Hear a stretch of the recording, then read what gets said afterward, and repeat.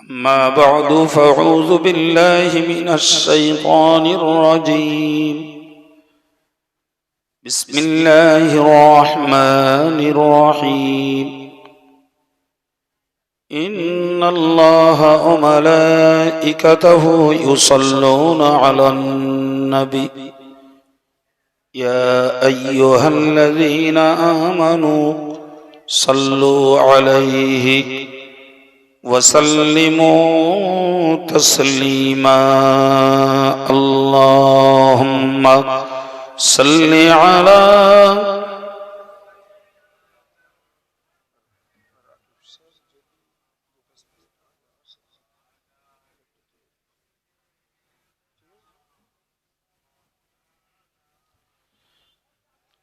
আর একটু মন খুলে বলুন আল্লাহুম্মা সাল্লি আলা সাইয়্যিদিনা মাওলানা মুহাম্মদ ওয়া আলা আলি সাইয়্যিদিনা মাওলানা মুহাম্মদ। ধন্য যে জন পড়ে দরুদ প্রিয় নবীর নাম, দো জাহানে পড়ে তাহার সকল মনস্কাম।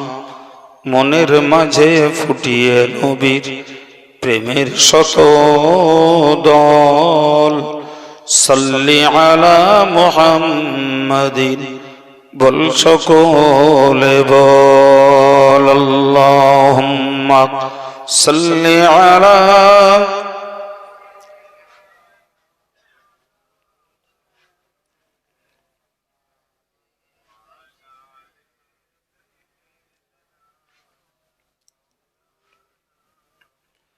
মরুর দুলাল মুহাম্মাদি, মোদের প্রিয় নবী। ধন্য ভুবন মোদের নবীর চরণ ধুলালোভী। আরব দেশে জন্ম নবীর আবদুল্লাহরি ঘরে। সবার সেরা নবী মোদের এলেন সবার পরে। মা আমিনার কোলেরি চাঁদ করে ঝলমল। সাল্লি আলা মুহাম্মাদিন, বল সকলে বল। আল্লাহুম্মা সাল্লি আলা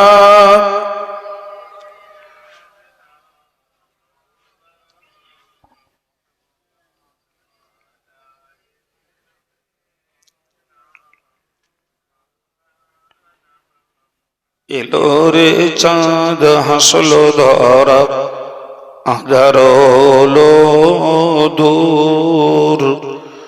দুলক ভুলক ছড়ায় আলোক প্রিয় নবীর নূর।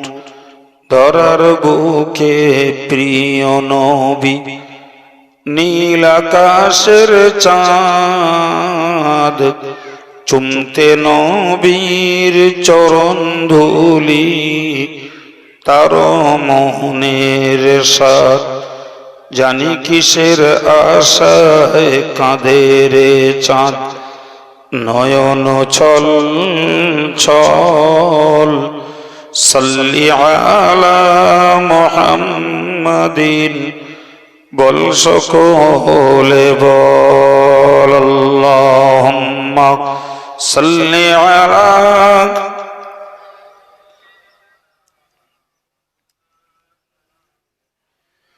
ওয়া আলা আলি সাইয়্যিদিনা মাওলানা মুহাম্মদ। কলেমা শরীফে জিকির করেন লা ইলাহা ইল্লাল্লাহ, লা ইলাহা ইল্লাল্লাহ, লা ইলাহা ইল্লাল্লাহ, লা ইলাহা ইল্লাল্লাহ, লা ইলাহা ইল্লাল্লাহ, لا إله إلا لا إله إلا لا إله إلا لا إله إلا الله محمد رسول الله اللهم صل على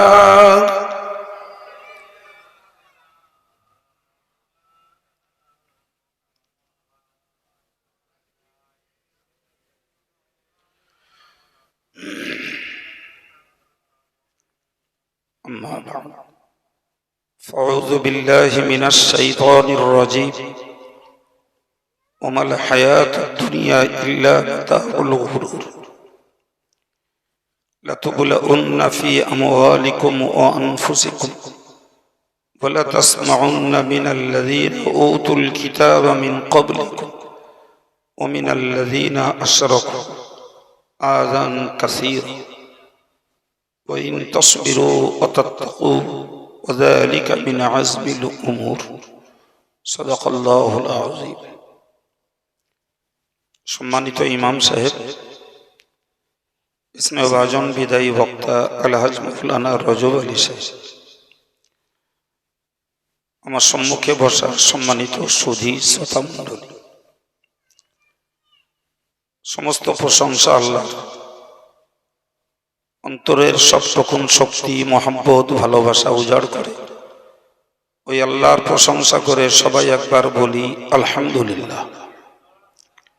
আর একটু মন খুলে বলেন আলহামদুলিল্লাহ। তৎসহ প্রিয় রাসূল সাল্লাল্লাহু আলাইহি ওয়াসাল্লামের প্রতি জানাই অন্তরের অন্তঃস্থল থেকে মহব্বত ভরা দিলে সাল্লাল্লাহু আলাইহি ওয়াসাল্লাম। সম্মানিত ভাইরা, বিগত কয়েক বছর ধরে আপনাদের ঐকান্তিক প্রচেষ্টা, আর্থিক সহযোগিতায় এই ওয়াজ ও দোয়ার মজলিসটি উদযাপিত হয়ে আসছে এবং যোগ্য যোগ্য বক্তারা এই পরিবেশে আলাপ আলোচনা করে। আজকে এতক্ষণ ধরে আপনারা বেশ কিছু সংস্কারমূলক কথা বিদায়ী বক্তার কাছ থেকে শুনছিলেন। আমি কিছু সময় কিছু কথা বলার জন্য আপনাদের খেদমতে উপস্থিত। বাকি আল্লাহ পাকের মর্জি ও আপনাদের নেক দোয়া, আল্লাহ তৌফিক দিন। সকলেই বলি আমিন। সম্মানিত ভাইরা, রজব আলী সাহেবের উদ্যত কণ্ঠে চড়া আওয়াজে আপনারা কথা শুনছিলেন। দোকান পাশারি দু চারটে থাকলেও এই জায়গাটা খুব নিরিবিলি, নিরাপদ, কোনো সাইডের ডিস্টার্ব নেই। ভাই ভাই একটু বসেছি, কিছুক্ষণের জন্য আমরা কিছু জ্ঞান চর্চা করি। ভাই, আমরা আছি দুনিয়াতে, যাব কবর জগতে। কবর জগৎ থেকে আল্লাহ তুলবেন, নিয়ে যাবেন আমাদেরকে পরজগতে। পূর্বে ছিলাম আত্মার জগতে, তাহলে ছিলাম আত্মার জগতে, আল্লাহ পাঠিয়েছেন পার্থিব জগতে। এর সময়সীমা শেষ হবে, আল্লাহ নিয়ে যাবেন কবর জগতে। এরপর দুনিয়া ধ্বংস হবে, আল্লাহ আমাদেরকে নিয়ে যাবেন পরজগতে। এবং সেখানে এই দুনিয়ার সময়ে আমরা কি করেছি কি করিনি, ভালো কটা করেছি মন্দ কটা করেছি, তার সঠিক বিচার হবে। এবং আল্লাহ একটা রেজাল্ট আমাদেরকে দেবেন। সে রেজাল্টে কেউ পাবে পুরস্কার, কেউ পাবে তিরস্কার। কারোর মুখ হাস্য উৎফুল্ল হবে, কারোর মুখ হবে মলিন। এই যে কথাগুলো আমি 5 মিনিটে আপনাদেরকে শুনিয়ে দিলাম, ভাই এটাই একজন পার্থিব জীবনের মানুষের জন্য ভাবনার বিষয়। কোরআন বলেছে উজুহু ইয়াউমিদিন নাযিরা, কিয়ামতের দিনে একদলের চেহারা হবে খুব হাস্যোৎফুল্ল, ইলা রাব্বিহা নাযিরা। ওই চেহারার মানুষগুলো তাদের রবের দিকে দেখতে থাকবে। সুবহানাল্লাহ বলে। ওয়া উজুহু ইয়াওমাইযিন বাসিরা। আরেক দলের চেহারা হবে সম্পূর্ণ মলিন, একেবারেই পুরো ঝাপসা, অন্ধকারাচ্ছন্ন। তাদের চেহারাতে আনন্দের কোনো লেশ, কোনো চিহ্ন কিচ্ছু পাওয়া যাবে না। সহজ কথায় বলতে পারা যায়, দুনিয়াতে যারা দিন ধর্ম বাদ দিয়ে হাসি খুশিতে কাটাবে, আনন্দ আহ্লাদে কাটাবে, পরকালটা হবে তাদের জন্য দুঃখ এবং মলিনতার। এই পৃথিবীতে যারা দিন ধর্ম পালন করতে যেয়ে দুঃখ কষ্ট সইবে, তাদেরই চেহারা হবে পরকালের দিনে উজ্জ্বল এবং হাস্যোৎফুল্ল। জোরে বলুন সুবহানাল্লাহ। দুটো একসঙ্গে পাওয়া যাবে না ভাই।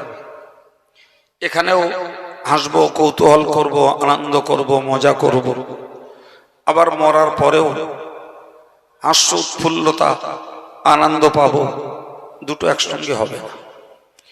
এখানটাই কাঁদলে, কষ্ট স্বীকার করলে, আল্লাহর দিন ধর্ম পালন করতে যেয়ে দুঃখিত ব্যথিত হলে, ওপারটায় আল্লাহ আনন্দের পুরস্কার দান করবেন।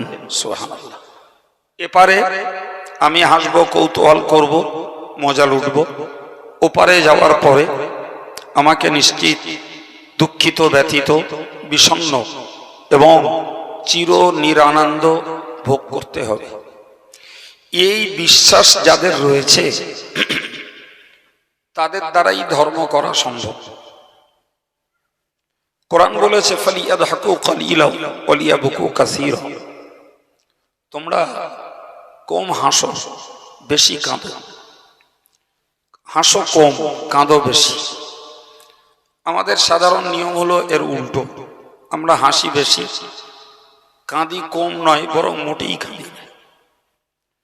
হাসি বেশি, কান্না আমাদের মোটেই নেই।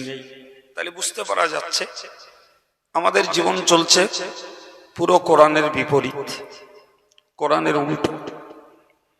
সম্মানিত ভাই, আমি চেল্লাবেল্লা করব না, শান্তভাবে নীরবে বসে আছেন, কিছু জ্ঞান চর্চা করব। ভাই, পৃথিবীর আমরা একটা সম্প্রদায়, তো আমাদের এই সম্প্রদায়টার নাম হলো মুসলমান। মুসলমান শব্দের বাংলা অর্থ হলো আনুগত্য স্বীকারকারী। আবার বলছি, মুসলমান শব্দের শাব্দিক অর্থ হলো আনুগত্য স্বীকারকারী। যদিও আমরা শুনে থাকি মাঝে মধ্যে যে ইসলাম মানে শান্তি আর মুসলমান মানে শান্তিপ্রিয়। এই কথাটি ঠিক নয়।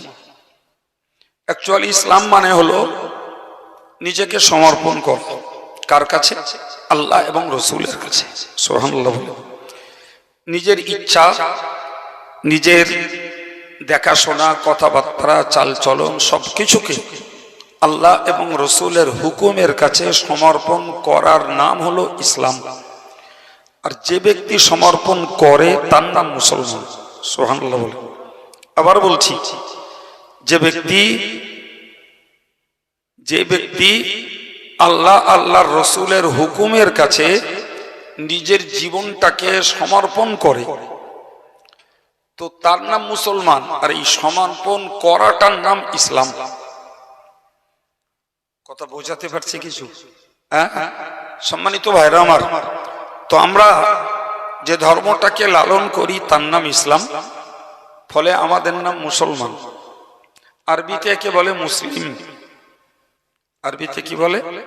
মুসলিম। আমাদের সমাজে যেটা প্রচলিত আছে সেটা বাংলায় মুসলমান বলে, কিন্তু শব্দটা উর্দুতে ব্যবহার হয়।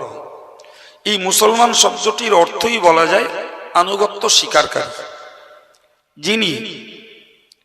যিনি তার জীবনের প্রত্যেকটা বিষয়কে আল্লাহ আল্লাহ রসুলের হুকুমের কাছে সঁপে দিয়েছেন, তার নাম, জোরে বলে, সবাই মিলে বলে, তার নাম মুসলমান। তার নাম, আমি কথা বলছি, এই কথাটা আমার ইচ্ছা মতো বলবো না আল্লাহ আল্লাহ রসুল যেমন বলতে বলেছেন তেমন বলবো? ফর এক্সাম্পল, আল্লাহ রসুল বলেছেন তোমরা মিথ্যা কথা বলো না, তোমরা চগলখুরি করো না। আল্লাহ রসুল বলেছেন তুমি প্রতারণা করো না, তুমি গালিগালাজ করো না। তাহলে আমার কথা বলার জন্য আল্লাহ দিয়েছেন জবান। তাহলে এই জবানটা পরিচালিত হবে, ব্যবহৃত হবে আল্লাহর রসুলের কথা মতো। তাহলে আমার জবানটা আমি সমর্পণ করে দিলাম আল্লাহর রসুলের হুকুমের কাছে। সুবহানাল্লাহ বলে। আল্লাহ আমাকে জবান দিয়েছেন আর একটা কাজের জন্য, সেটি হলো খাওয়া। জবানের কাজ তো দুটো রে বাবা, একটা হলো খাবারের স্বাদ বোঝা, আর একটা হলো কথা বলা, ঠিক নয় কি? এছাড়া 3 নম্বর কাজের নাই। জি, এখন সেই কথাটা আমি বলবো। কথাটা বলার একটা সাইড বলেছি যে আমি কি বলবো কি বলতে পারবো না। আল্লাহ রসুল যেমন বলেছেন বলতে তেমন বলবো, যেটা মানা করেছেন সেটা বলতে পারবো না। তাহলে আমার জবানটাকে আল্লাহর কাছে সমর্পণ করেছি বলে প্রমাণ হবে। এ জবান মুসলমান। আমার জবানের আরেকটা কাজ হলো খাওয়া। তো আমরা সবাই জানি জগৎ মাঝে খাবার আছে, কিন্তু শরীয়তের হুকুমে কোনো খাবার হালাল, কোনো খাবার হারাম। তো আল্লাহ আমাকে বলেছেন কুলু মিনাত তাইয়্যিবাত, তোমরা পবিত্র মাল খাও তথা হালাল মাল খাও। এটি আল্লাহর ঘোষণা। ওয়ালা তাকুলু আমওয়ালাকুম বাইনাকুম বিল বাতিল, তোমরা বাতিল পন্থায় কোনো মাল খেও না। তার মানে কি? তোমরা হালাল পন্থায় রোজগার করো, হালাল পন্থার খাবার খাও, আর বেহালালি পন্থার খাবার তোমরা খেও না। তাহলে বোঝা গেল বেহালালি পথের খাবারের পিছনে আল্লাহ এবং রসুলের অনুমতি নেই।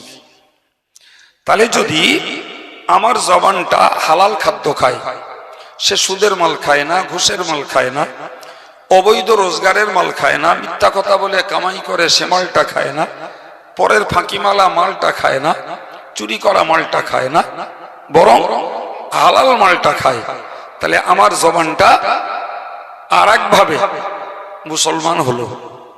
কিসে? খাবারের ক্ষেত্রে আমার জবানটাও আল্লাহর হুকুমের কাছে, রসুলের হুকুমের কাছে আত্মসমর্পণ করেছে। সুবহানাল্লাহ বলে। আল্লাহ আমাকে চোখ দিয়েছে, যার কাজ দেখা। তো জগৎ খোলা, আল্লাহ আমার চোখকে খুলে দিয়েছেন।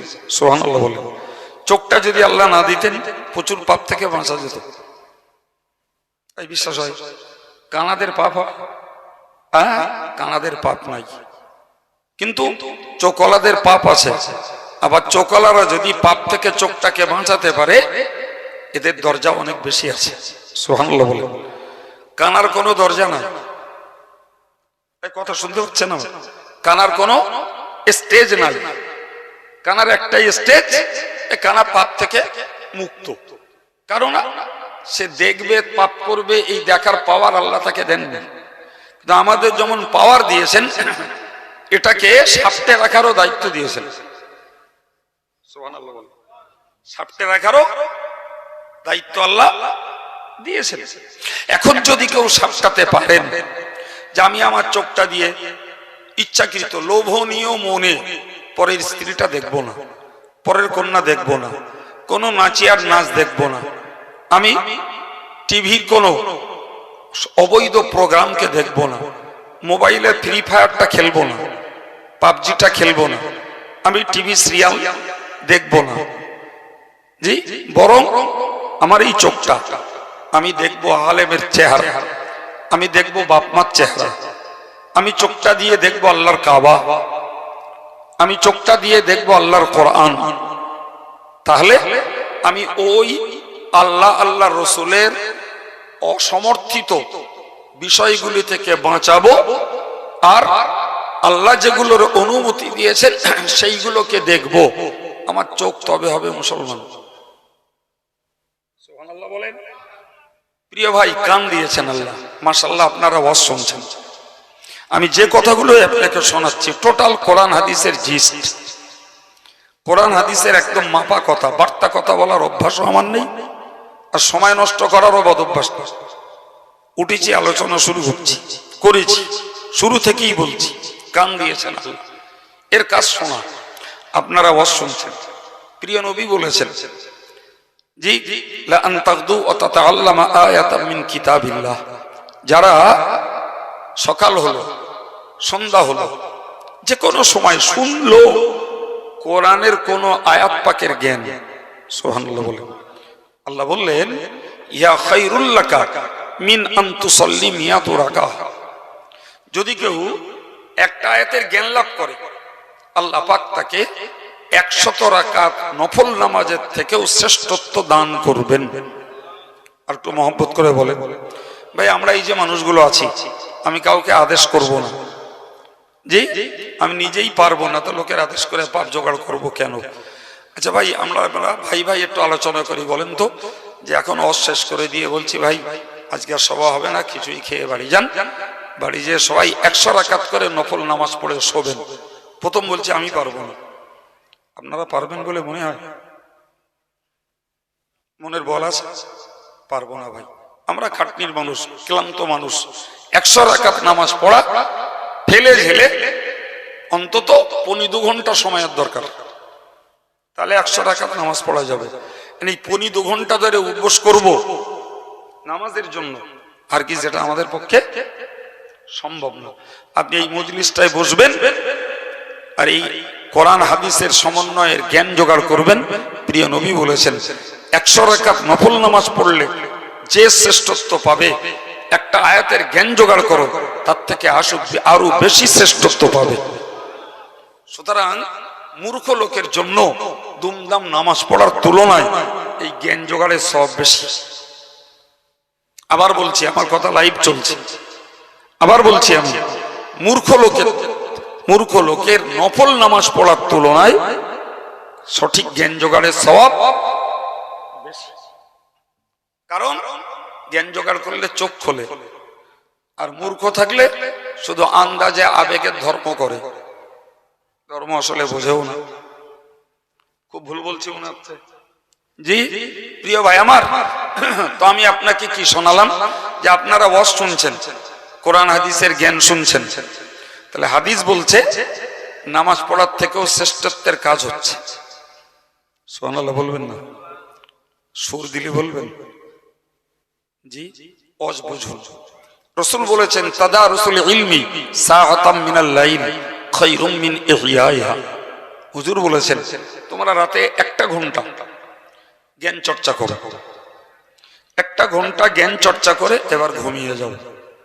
আল্লাহ পাকের হাবিব বলেন যে সারা রাত জাগরণ করে নফল নামাজ জিকির করার তুলনায় কেউ যদি 1 ঘন্টা কোরআন হাদিসের জ্ঞান চর্চা করে ঘুমিয়ে যায়, তো সারা রাত নফল ইবাদতের থেকেও 1 ঘন্টা জ্ঞান চর্চার মূল্য বেশি। আর একটু মহব্বত করে বলেন, তাহলে যে ভাইগুলো মজলিসে বসেছেন এরা লস করছেন না লাভ করছেন? আর একটু মন খুলে বলেন। আল্লাহ আমাদের এই লাভজনক কাজকে কবুল করেন, বলুন আমিন। প্রিয় ভাই আমার, আমি এবার আপনাকে বোঝাচ্ছি। তাহলে কানটাকে কাজে লাগিয়ে আমার যে ভাইরা, যে মুরব্বীরা, যে প্রিয় যুবকগুলো কথা শুনতে বসেছে, এরা একটা লাভজনক কাজ করতে বসেছে। এইবার বুঝুন, এই কানটার 2 রকমের কাজ আছে। একটা কাজ হলো কেউ কান দ্বারা গান শুনছে, কেউ কান দ্বারা গীবত গিল্লা শুনছে, কেউ কান দ্বারা বিচিত্রা অনুষ্ঠানের নাটক শুনছে, আবার এই কান দ্বারা কেউ আজান শুনে মসজিদে যাচ্ছে, এই কান দ্বারা কেউ ওয়াজ শুনে সওয়াব জোগাড় করছে, এই কান দ্বারা কেউ কোরআন শুনে নেকি জোগাড় করছে, এই কান দ্বারা কেউ আব্বা মায়ের কথা শুনে আব্বা মায়ের অনুগত হয়ে চলছে, আবার এই কান দ্বারা বাপ মার কথা শুনে ধুস বুড়ে উড়িয়ে দিয়ে চলেও যাচ্ছে। তাহলে কানের 2টো সাইড। একটা সাইডে আল্লাহর অনুমতি আছে, তুমি কান দিয়ে শোনো, কান দিয়ে আজান শোনো, কান দিয়ে আব্বা মায়ের কথা শোনো, কান দিয়ে তুমি মুরব্বী ওস্তাদ আলেমদের কথা শোনো, এতে আল্লাহরও সমর্থন আছে, রাসূলেরও সমর্থন আছে।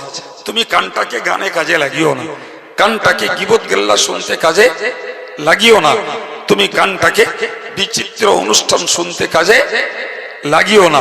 ভাই, যদি আমার কানটাকে আমি আল্লাহ আল্লাহ রসুলের অসমর্থনের কাছ থেকে বাঁচাতে পারি, আর আল্লাহ আল্লাহ রসুলের পছন্দের কাজে যদি লাগাতে পারি তবে আমার কান মুসলমান। কথা বলা যাচ্ছে কিছু? আমি বাকি আর দুটো কথা বলার আগে আর একটা কথা বলি। আচ্ছা, আমাকে জিজ্ঞেস করলো, এখানেই জিজ্ঞেস করলো, কত লোকে জিজ্ঞেস করে, মহব্বত করলে জিজ্ঞেস করে হুজুর শরীর কেরাম আছে, জিজ্ঞেস করে না করে অনেক লোক। আবার আমিও কোনো পরিচিত মানুষ দেখলে জিজ্ঞেস করি, ভাই কেমন আছে, করি না করি? জি। তো আমি সত্যিই বললাম, ভাই শরীরটা খুব ভালো নেই, এরকম বলি না আমরা? আচ্ছা, আমার একটু বলবেন, আমি আপনাদের কাছে জানতে চাইছি শরীর কোনটা? এটার নাম হাত, এটার নাম জিভ, মুখ, এটার নাম কান, এটার নাম চোখ, এটার নাম বুক, এটার নাম পেট, এটার নাম পিঠ, এটা পা। শরীর কই?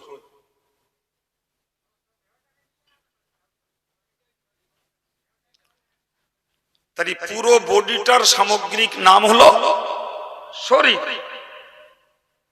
আপনার কাছে যে উত্তর পেলাম যথার্থ। পুরো বডিটার সমন্বয়ের নাম হলো শরীর। ঠিক তদ্রূপ মনে রাখুন, আমি জবানটাকে মুসলমান বানাবো, কানটাকে মুসলমান বানাবো, আমি চোখটাকে মুসলমান বানাবো, পাটাকে মুসলমান বানাবো, হাতটাকে মুসলমান বানাবো, মাথাটাকে মুসলমান বানাবো, কল্পটাকে মুসলমান বানাবো। এই সব মিলিয়ে তবে হব মুসলমান। কথা বোঝাতে পেরেছি না পারিনি? হ্যাঁ জি ভাই। তাহলে হাত কাটা গেলেও বলবো শরীর আছে, পা কাটা গেলেও বলবো শরীর আছে। কি প্রিয় ভাই, আপনি বলুন এবার, তাহলে এই একটার নাম শরীর না, সব পাঠে পাঠে নাম, এর নাম শরীর। এটার সঙ্গে মিললে, কিন্তু এটাকে আলাদা করে বললে বলছি হাত, তাই না বাবা? জি, ঠিক ওই উদাহরণটার ভিত্তিতে আপনাকে বুঝতে হবে। মনে ভাবুন কেন বললাম কথাটা। ধরে নেন একটা লোক আলহামদুলিল্লাহ মিথ্যা কথা বলে না, গীবত করে না, হারামও খায় না। জি, তাহলে তার জবানটা আমি ধরে নিলাম অনুগত হয়েছে আল্লাহর হুকুমের কাছে, ফলে জবানটা মুসলমান। ওদিক কান দিয়ে গান শুনতেছে, চোখ দিয়ে হারাম দেখতেছে, ওরে মুসলমান বলবেন পুরো?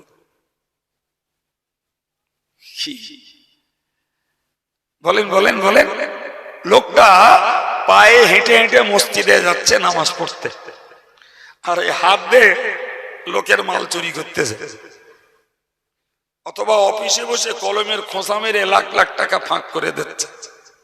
এ কাজটা করতে বলে হাতে এক পা বলো মসজিদে যাচ্ছে। কি বলবেন? বলে ভাই, যদি আমার শরীরে একটা অঙ্গ কাটা গেলে সেটা যদি পূর্ণাঙ্গ শরীর না হয়, তাহলে আমার অঙ্গগুলো কেউ আল্লাহ আল্লাহ রসুলের হুকুম মানবে কোন অঙ্গ, আর কোন অঙ্গ মানবে না, তাহলে ওই লোকটা পূর্ণাঙ্গ। বোঝা তো পেরেছি কথা? এই জন্য আল্লাহ বলেছেন, ইয়া আইয়ুহাল্লাযীনা আমানু উদখুলু ফিস সিলমি কাফা, হে ঈমানদার তুমি পুরোপুরি ইসলামের ভেতরে ঢোকো। পুরোপুরি ঢুকতে বলছে কেন? আমি বলেছি? যদি বলেন আমি বলেছি, কোরআন কার কথা? আল্লাহর প্রতি বিশ্বাস না করলে ঈমান থাকে? আল্লাহর কথা কোরআন, ওই কোরআনকে সত্য না বিশ্বাস করলে ঈমান থাকে? তো সেই কোরআন আমাদেরকে বলছে তোমরা ইসলামের ভিতরে পুরোপুরি প্রবেশ করো। ভাই না করলে কি হবে? একদম সরল ভাবে বুঝুন। দেখেছেন তো আমাদের এই একটু গরম পড়লে পরে আমাদের দেশে হেলে সাপ বলে, হেলে সাপ দেখেন না, ওরা বেরোয়। আর এই বাচ্চা কাচ্চাগুলো হেলে সাপ কামড়ায় না তো, আবার লোকে বলে শুনেছি হেলে কামড়ালি দ্বিতীয় ফেলে, এরকম বলে না লোক? হ্যাঁ, কিন্তু হেলের কামড়ানোর রিপোর্ট পাওয়া যায় না। ওইটু নিরীহ মতন কি জানি আল্লাহ কেমন করে ওরে তৈরি করেছে, ফলে বাচ্চা কাচ্চা ওর লেজ নিয়ে ধরিয়ে এই রাঙ্কুর পাক দিয়ে ছেড়ে দিচ্ছে। হ্যাঁ না বলেন? ও যখন ওর পেছনে লাগে, বাচ্চারা যখন সাপের পেছনে লাগে, ও তখন বাঁচার দায়ে মাটির একটা সুড়ঙ্গ, একটা চালা খোঁজে। এখন এক চালার মধ্যে মাথা দিয়েছে, অর্ধেকটা ঢুকেছে ভেতরে আর জাগেনি, অর্ধেকটা লেজ বাইরে। আচ্ছা বলেন, যে অর্ধেকটা বাইরে, এই ক্ষুদ্র বাচ্চাগুলো ও অর্ধেকটা আস্ত রাখবে? হাত কেটেছে, পা কেটেছে, মাথা একটু কান কেটে গেছে, সারা দেহের যেখানে একটু ব্যথা জ্বালা করুক ও কলজে পৌঁছে যায়। কাজ যায় না, কাজ যায় না বাপ, সববার যায়, সবার। এখন ওই সাপটার দিয়ে লেজের দিকে এরা থেতো করে ছেড়ে দিলে, জি ওর মাথার দিকে এ যন্ত্রণা যাচ্ছে না, যায় না। আল্লাহ পাক ওই জন্যই বললেন, তোমরা ইসলামের ভিতরে পুরোপুরি ঢোকো, খানিক ভেতরে ঢুকলে খানিক বাইরে বেরুলে ওগুলো ইবলিস খেবলে খাবে। বুঝতে পারেনি কথা? যেগুলো বাইরে থাকবে ওগুলো একদম থেতো করে দেবে কেডা? ইবলিস। দেখেন না আমাদের ছেলেরা, এরা সভা দিচ্ছে, লোকের বাড়ি বাড়ি যে ভিক্ষা করতেছে, জি খাটাখাটনি করছে, ভাই এতে ওদের কি পয়সা করি লাভটা হয় মনে হয়? না, পয়সা খরচ হয়, লোকের কাছে ভিক করতে হয়। তাহলে এই যে মেহনত করছে তারা নিশ্চয়ই কাজটা ভালো, নিঃসন্দেহে দিনের জন্য মেহনত করছে, কাজটা ভালো করছে। তাহলে একটা অংশ তারা ইসলামের ভিতরে ঢুকে রয়েছে। কিন্তু ওই ছেলেগুলোই ধরুন তারা নামাজ পড়লো না, ওই ছেলেগুলোই ধরুন তাস খেললো, ওই ছেলেগুলোই জোয়া খেললো, ওই ছেলেগুলোই আজকের বোধহয় একটু কম আছে, কালকে আবার দেখা যাবে মোবাইল নিয়ে বসেছে। কি করতে পারেন? শুধু ফ্রি ফায়ার আর পাবজি, জি এই করতেছে পড়ে পড়ে। তাহলে এই সবার ব্যাপারে ওরা ধর্মের ভিতরে ঢুকেছে, আর বাকিরা বলেন বলেন বাইরে। এখন এই যেগুলো বাইরে, ভাই ইবলিস ওগুলো আর ছাড় দেয় বা? আচ্ছা ওই যে সাপটারে বাচ্চা কাচ্চারা ধরে থেতো করতেছে, ওর আর বেঁচে থাকার কোন অর্থ আছে বা? হ্যাঁ, তাহলে আমি আমার জীবনটাকে কিছুটা ধর্মের সঙ্গে যুক্ত করছি আর কিছুটা ধর্মের বাইরে, বরং ধর্মের সঙ্গে যতটা বাইরে তার থেকে বেশি। কেউ জুমায় যাচ্ছে আর যায় না, এই হ্যাঁ না বলেন? কেউ জুমায় যাচ্ছে আর যায় না, জি কেউ দুটো দান করছে, ধর্মের আর কিচ্ছু করে না। কেউ দুই ঈদে যাচ্ছে আর কিচ্ছু করে না। কেউ হয়তো ফেতরাটা দিচ্ছে, কোরবানিটা দিচ্ছে, আর কিচ্ছু করে না। এরম লোক আসে না নেই? জি আমার মায়েদের কথা বলুন, কথার কথা আমি কি বলবো, হয়তো কেউ স্বামী ভক্তি করে, বাকি কোরআন পড়ে না, নামাজ পড়ে না, পর্দায় চলে না। আবার কেউ হয়তো কোরআনটা পড়তে পারে, তার স্বামীর দাম দেয় না, জি আবার ড্যাং ড্যাং ড্যাং ড্যাং করে ঘুরছে। আবার কেউ হয়তো পর্দা করে, আবার এদিকে গাল দিচ্ছে হতো, আছে না নাই?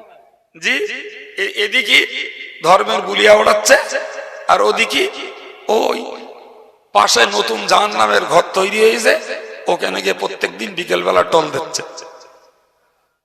এই বলেন বলেন, হ্যাঁ তো ইবলিস খাবে না? খাবে না। এর নাম কি মুসলমান? এর নাম কি মুসলমান? আমরা কান ব্যথা তাতেই বললুম শরীর খারাপ, হাত যন্ত্রণা হচ্ছে বললুম শরীরটা খারাপ, পেট কুনকুন করছে বললুম শরীরটা খারাপ, ব্লাডে সুগার হয়েছে বললুম শরীরটা খারাপ, হার্টের কমপ্লেন হচ্ছে বললুম শরীরটা খারাপ। তাহলে যত অঙ্গে যত ব্যথা যন্ত্রণা কষ্ট হয় সব চাপিয়ে দেই কার উপরে? শরীরের উপরে, বলি শরীরটা খারাপ। এটা যদি যুক্তি হয়, তাহলে এবার কি হবে? আমার হাত মুসলমান না, তাহলে বলতে হবে আমি পূর্ণ মুসলমান হইনি ভাই। কান মুসলমান না, আমি বললাম আমি পূর্ণ মুসলমান হইনি। আমার পা মুসলমান না, আমি বললাম আমি পূর্ণ মুসলমান হইনি। জি ও ভাই, কিন্তু ওই ওই ওই কথাটা যে কেউ বলি নে, আগো তুমি ভাই কোন ধর্মের লোক? তো আমি মুসলমান। কি বলে কথা বলে? তাহলে দেহের বেলা একটা অঙ্গে যদি ক্ষত হয়, যন্ত্রণা হয়, দরদ হয়, সব দোষ চেপে দেয় শরীরের ঘাড়ে। কথা বলছেন না কেন? ধর্মের বেলা একটা মানিতে নটা মানি নে, তারপরেও মুসলমান থাকি, তাই তো হচ্ছে। কি বলছেন বলে? দেহের এতটা জায়গা, এতটা কম বেশি ধরে নেন 1.5 মণ, 2 মণ ওজন এক একজনের। আশ্চর্য ব্যাপার। হাত পা চোখ কান নাক মুখ যে যা করে সব দোষ কপালের। এইটা কথা বলে না, কিছু বলেন একটু, নাই বলেন ভুল বলছি। কার দোষ? রাস্তায় অ্যাক্সিডেন্ট করে বলতে কপালের দোষ, ব্যবসা করতে গিয়ে লস হয়ে গিয়ে বলতে কপালের ফের। বলেন বলেন, সব দোষ ঘুরে ফিরে কার? কপালের। এ বেচারা কি দায় পড়েছে বলুন দিন। জি, কেউ একটা গাল দিলে আর আরেকজন এসে কান পাটি গরম করা একটা দাবড়া দিলে তো ওই তো কপালে ছেলে হয়ে গে। তাই বলে না, বলে না? হ্যাঁ ও ভাই, সব দোষ কপালের দিয়ে ছেড়ে দিচ্ছ, কিন্তু ভেবে দেখেছো একবার যে কপাল বলো কোনো দোষ করিনি, বলো দোষ করছে তোমার দেহের অন্য অঙ্গগুলো চাপিয়ে দিচ্ছ কপালের ঘাড়ে। কথা বলছেন না কেন? হ্যাঁ প্রিয় ভাই আমার, তা আমি শুরু থেকেই আপনার এই ব্রেনটা চর্চা করছি। অস তো প্রচুর শোনেন, আমি অস করতে পারি না, কেউ একটু গল্প টল্প করি, অতি ছেলেপিরালা লেসে কেন তা আল্লাহ জানে, তা বলতে পারবো না। জি, তা আমার দাবি একটু ভেবে বলবেন। আমরা আছি পার্থিব জগতে, ছিলাম আত্মার জগতে, বলেছিলাম না গোড়ায়। এরপরে যাব কবরের জগতে। কোথায় যাব? কবরের জগতে। এখন আমার ধর্মটা মুসলমান, ইসলাম, আমি মুসলমান। এখন যদি আমি আল্লাহর কাছে আমার জীবনটাকে সঁপে দিতে পারি, কি দেব? জীবনটাকে। তার মানে কি দিতে হবে? শুধু হাতটা? কথা বলে, গোটা দেহের প্রত্যেকটা অঙ্গকে আল্লাহ আল্লাহ রসুলের হুকুমের অনুগত বানাতে হবে, তবে তো কবর যত্ন করবে। কি আমি এক অঙ্গের দ্বারা আল্লাহর কাজ করব, আর এক অঙ্গের দ্বারা আল্লাহর বিরোধিতা করব, এক অঙ্গের দ্বারা নবীর হুকুম মানব, আর এক অঙ্গের দ্বারা নবীর দুশ্মনী করব। আমি এক অঙ্গের দ্বারা শরীয়তের বিধান মানব, আর এক অঙ্গের দ্বারা শরীয়তের উল্টো পথে চলব। আমি এতগুলো জ্ঞানী গুণী কম্পিউটার যুগের ডিজিটাল যুগের যুবক যুবতী, এদের কাছে বিচার দিচ্ছি, কেমনে তুমি আল্লাহর কাছে রক্ষে পাবে, কেমনে তুমি আল্লাহর কাছে যত্ন পাবে, কেমনে কবর তোমার আমার সঙ্গে সুব্যবহার করবে। এতটুকু বিবেচনা যদি না থাকে, তাহলে চালাক চতুর জ্ঞানী শিক্ষিত বুদ্ধিজীবী বলে আর লাভ ডাকি? বলে বলে লাভ আছে? আল্লাহ তো আমাদের পৃথিবীতে শুধু হিঁচড়ে পিছড়ে রোজগার করে খেতি পত্তি পাঠাইনি। এই হ্যাঁ না বলে, কিছু মনে করবেন না, সত্যিটা স্বীকার হই। আমাদের বাড়ি গরু আছে, খায়, ঘুমোয়, চলাফেরা করে, ওরে যত্ন করলি যত্ন বোঝে, কষ্ট দিলি কষ্ট পায়। ওরও যৌন ক্ষুধা আছে, ওরও বাচ্চা কাচ্চা হয়, কেউ বাচ্চা জন্ম দেয়, কেউ বাচ্চা ধারণ করে, আবার পেশাব পায়খানাও করে। আমি মানুষ, আমি খাই, আমি ঘুমোই, আমার যৌন ক্ষুধা আছে, আমার সন্তান দেয় আল্লাহ, সন্তান হয়, আমি পেশাব করি, পায়খানা করি, হাঁটা চলা করি। আচ্ছা, ওই পশু আর মানুষের পার্থক্য কি?